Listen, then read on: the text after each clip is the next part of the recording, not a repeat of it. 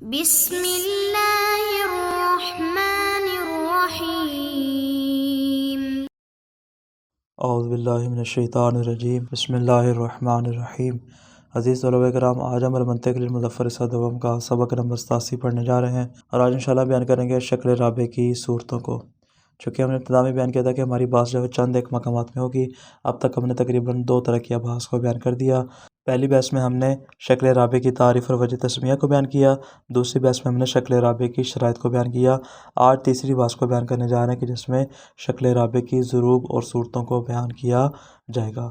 مصنف فرماتے ہیں کہ دیگر اشکال کے معنی شکل رابع کی بعض ضروب منتج ہیں اور بعض ضروب جو ہے وہ عقیم شمار ہوتی ہیں۔ طریقہ حذف و اسقاط کے ذریعے مصنف 16 میں سے 4 ضروب کو منتج اور باقیوں کو غیر منتج قرار دیتے ہیں۔ فرماتے ہیں شرط اول ہماری کیا تھی کہ دونوں سالبہ نہیں ہونا چاہیے، بلکہ دونوں میں سے کم از کم ایک قضیہ موجبہ ہونا چاہیے۔ فرماتے ہیں شرط اول کے تحت یہاں پہ 4 ضروب ساکت ہو جاتی ہیں، جہاں پہ صغریٰ اور کبریٰ دونوں سالبہ کلیہ ہوں، اور جہاں پہ صغریٰ اور کبریٰ دونوں کے دونوں سالبہ جزیہ ہوں۔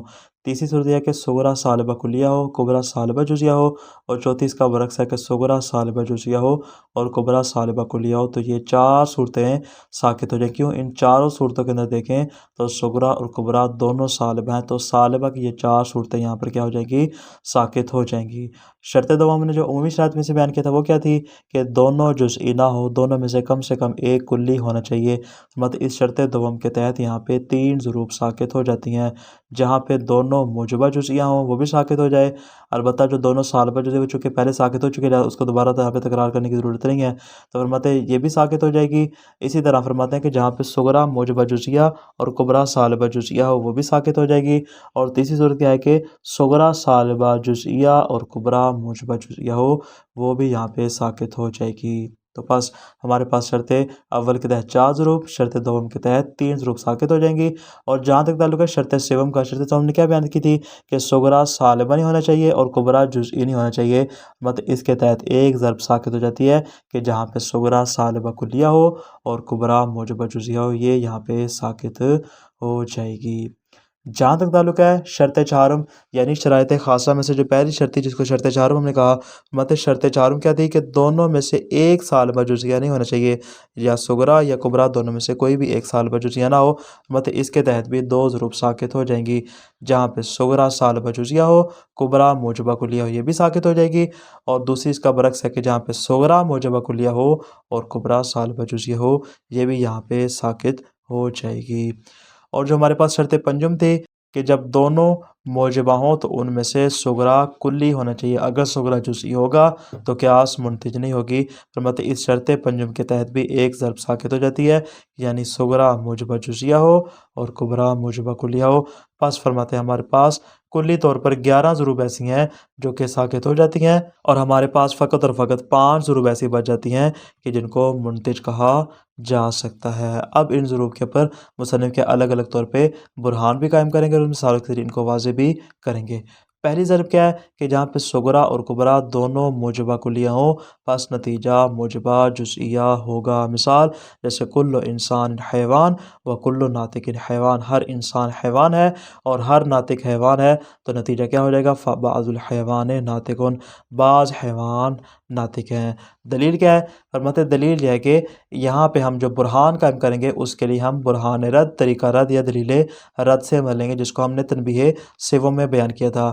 اور اسے برہان کس طرح قائم ہوگا؟ فرماتے برہان اس طرح قائم ہوگا کہ صغریٰ کو کبریٰ کی جگہ پہ اور کبریٰ کو صغریٰ کی جگہ پہ رکھ دیں گے، یعنی دونوں کی جگہ آپس میں ایک دوسرے کے ساتھ تبدیل کر دیں گے۔ پس یہ شکل رابع شکل اول میں تبدیل ہو جائے گی، اور چونکہ دونوں موجبہ کلیہ ہیں تو یہاں پہ شکل اول کی ضرب اول حاصل ہو جائے گی۔ دیکھیں ہمارے پاس کبریٰ کیا تھا؟ کل ناطق حیوان، اس کو ہم صغریٰ بنا دیں گے، اور جو ہمارے پاس صغریٰ تھا کل انسان حیوان، اس کو ہم کبریٰ بنا دیں گے، تو فرماتے پاس ہمارے پاس نتیجہ آ جائے گا۔ البتہ آپ کے ذہن میں یہ بات رہے کہ تھوڑا سا اوپر جائیں گے، یہ ہم نے یہاں پر بھی صغریٰ موجبہ کلیہ کبرا بھی موجبہ کلیہ، لیکن نتیجہ ہم نے موجبہ جزیہ لیا۔ ممکن ہے کوئی سوال کرے، جیسے گزشتہ ہمارے اوپر سوال ہوا تھا کہ جب دونوں کے دونوں موجبہ کلیہ ہیں تو پھر نتیجہ بھی موجبہ کلیہ ہی ہونا چاہیے، موجبہ جزیہ کیوں ہوگا؟ اور اس کا جواب ہم نے پہلے بیان کیا تھا، اب دوبارہ بیان کرتے ہیں۔ اس لیے کہ کبھی کبھار تو ایسا ہوتا ہے کہ موضوع اور محمول دونوں آپس میں نسبت تساوی رکھتے ہیں، کہ موضوع کے افراد محمول پر اور محمول کے افراد موضوع پر صادق آتے ہیں، لیکن کبھی کبھار ایسا ہوتا ہے کہ جو موضوع ہوتا ہے وہ محمول کی نسبت اخص ہوتا ہے، جیسا کہ معنی نفی میں ہے کہ جو ہمارا موضوع انسان وہ اخص ہے اور جس کا محمول حیوان وہ اعم ہے۔ تو فرماتے پس اگر ہم اس کو موجبہ کلیہ کی صورت میں لیں گے تو نتیجہ کاذبہ ہو جائے گا، یعنی اگر ہم کہتے ہیں کلو حیوان ناطق، ہر حیوان ناطق ہے، تو فرماتے یہاں پہ نتیجہ کاذب ہو جائے گا۔ کیوں؟ اس لیے کہ انسان کے سارے افراد حیوان پہ تو صادق آتے ہیں، لیکن سارے کے سارے حیوان کے افراد انسان پر صادق نہیں آتے، پس یہاں پہ ہر حیوان کو ناطق قرار دینے سے نتیجہ کاذبہ ہو جائے گا۔ اس بنا پر ہم نے دونوں موجبہ کلیہ سے جو نتیجہ حاصل کیا وہ موجبہ جزیہ کی صورت میں حاصل کیا۔ تو بس ہم نے پہلے مرحلے میں کیا کیا، ہم نے صغریٰ اور کبریٰ کی جگہ تبدیل کر دی۔ جو ہمارا کبریٰ تھا اس کو ہم نے صغریٰ قرار دے دیا، اور جو ہمارا صغریٰ تھا اس کو ہم نے کبریٰ قرار دے دیا۔ پس ان دونوں کو ملا کے ہمارے پاس نتیجہ موجبہ کلیہ کی صورت میں آ جائے گا، اور وہ کیا ہوگا؟ کلو ناطقن حیوان، ہر ناطق حیوان ہوتا ہے۔ ہمارے پاس جب یہ قضیہ صادق ہے تو اس کا عکس مستوی بھی صادق ہوگا۔ اس کا عکس مستوی کیا ہوگا؟ چونکہ یہ موجبہ کلیہ ہے اور موجبہ کلیہ کا عکس مستوی موجبہ جزئیہ ہوتا ہے، پس اس کا عکس مستوی کیا ہوگا؟ موجبہ جزئیہ، یعنی بعض الحیوان ناطقون، بعض حیوان ناطق ہوتے ہیں۔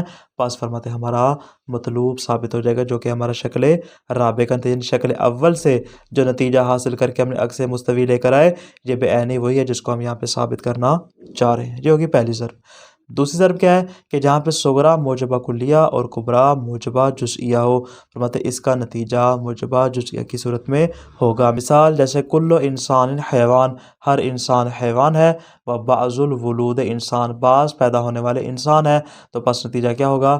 فبعض الحیوان ولود، بعض حیوان جو ہے وہ ولود ہوتے ہیں، وہ پیدا ہونے والے ہوتے ہیں۔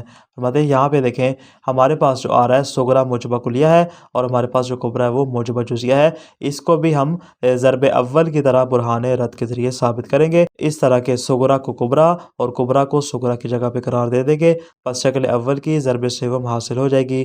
یعنی کیا ہوگا؟ یعنی یہ جو ہمارا کبریٰ تھا اس کو ہم صغریٰ بنا دیں گے، بعض الولود انسان، اور جو ہمارا صغریٰ تھا کلو انسان حیوان، اس کو ہم بنا دیں گے کبریٰ۔ تو پس فرماتے ہیں کہ ہمارے پاس شکل اول حاصل ہو جائے گی، اور اس کا نتیجہ موجبہ جزئیہ کی صورت میں ہوگا، یعنی بعض الولود حیوان، بعض ولود حیوان ہوتے ہیں۔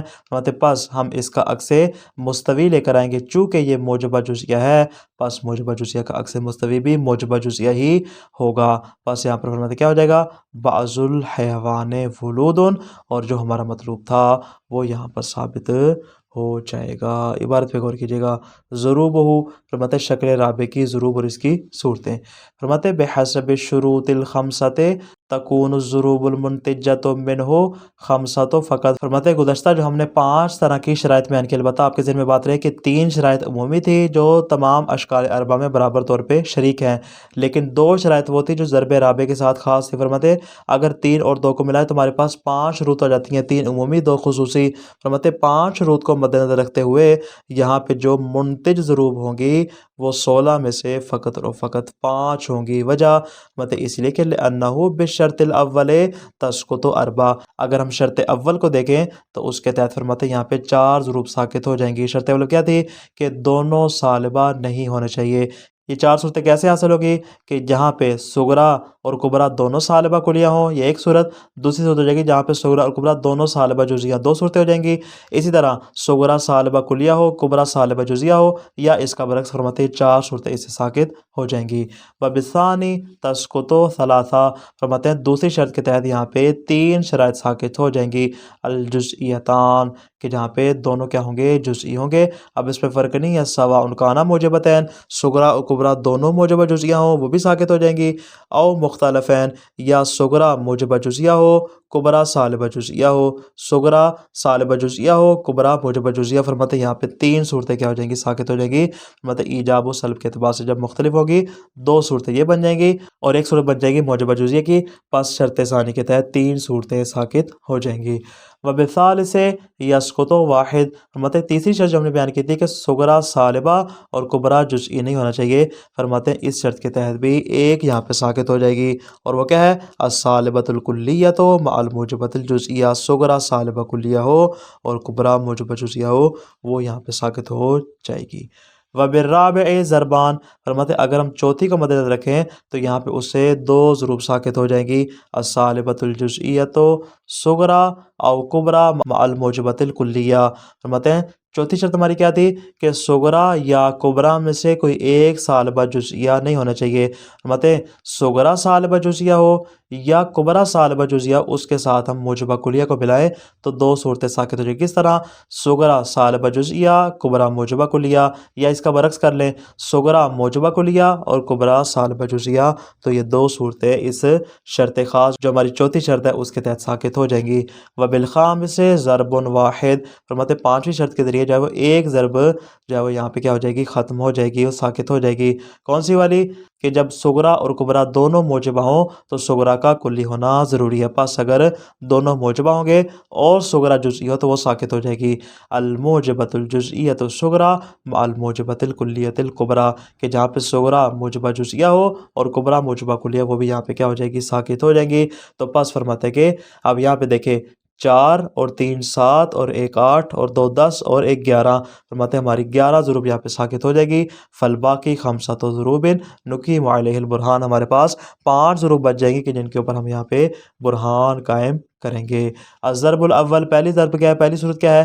من موجبتین کلیتین، صغرا بھی موجبہ کلیہ کبرا بھی موجبہ کلیہ، البتہ ینتج موجبتاً جزئیہ، اس کا نتیجہ موجبہ جزئیہ کی صورت میں ہوگا۔ مثال جیسے کل انسان حیوان، یہ ہو جائے گا صغرا، و کل ناطق انسان ہو جائے گا کبرا، تو نتیجہ آ جائے گا موجبہ جزئیہ بعض الحیوان ناطق۔ مصنف فرماتے ہیں ویبرہن علیہ بالرد، فرماتے ہیں اس کے اوپر ہم برہان رد، طریقہ رد اور دلیل رد کے ذریعے استدلال کریں گے۔ کس طرح استدلال کیسے ہوگا؟ فرماتے بتبدیل المقدمتین احداہما فی مکان الاخری، دونوں مقدمہ کی جگہ کو تبدیل کریں گے، اس طرح کہ ایک کو دوسرے کی جگہ پہ قرار دے دیں گے، صغرا کو کبرا کی جگہ پہ اور کبرا کو صغرا کی جگہ پہ قرار دے دیں گے، تو گویا کہ فیرتد الی الشکل الاول، یہ شکل رابع پھر شکل اول میں تبدیل ہو جائے گی، چونکہ دونوں موجبہ کلیہ لہذا شکل اول کی ضرب اول حاصل ہو جائے گی۔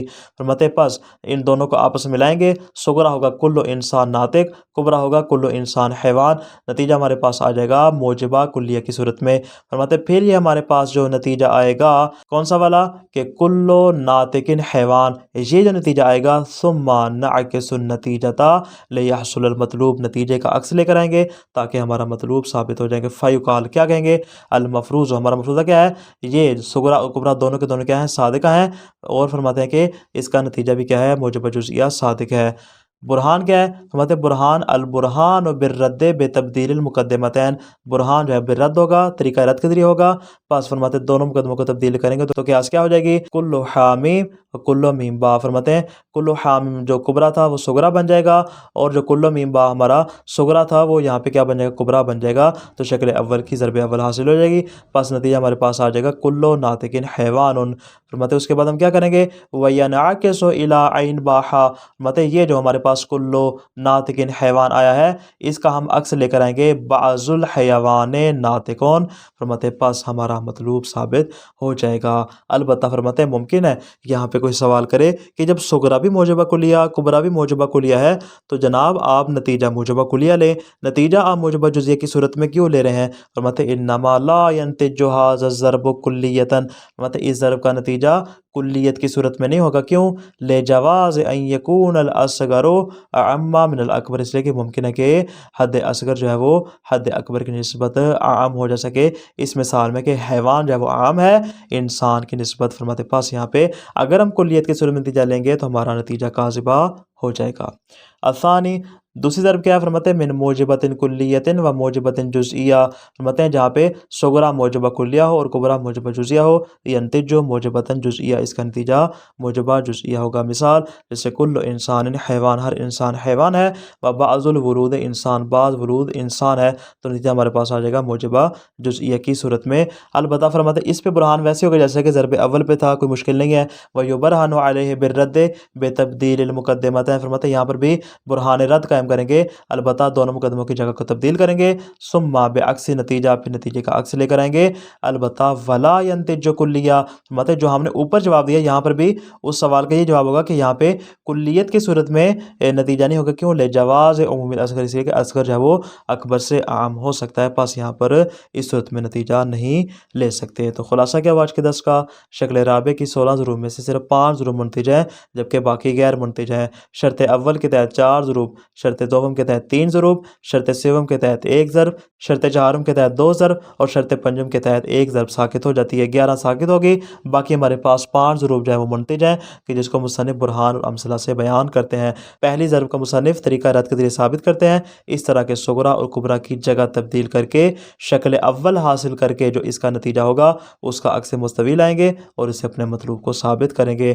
دوسری ضرب کو بھی طریقہ رد سے ثابت کرتے ہیں، اس طرح کے صغرا اور کبرا کی جگہ تبدیل کر کے شکل اول حاصل کر کے اس کے نتیجہ کے عکس مستوی سے اپنے مطلوب کو ثابت کر دیتے ہیں۔ پس پہلی اور دوسری ضرب دونوں میں کیا ہے؟ مصنف طریقہ رد سے مدد لے کے اپنے مطلوب کو ثابت کرتے ہیں۔ السلام علیکم ورحمۃ اللہ وبرکاتہ۔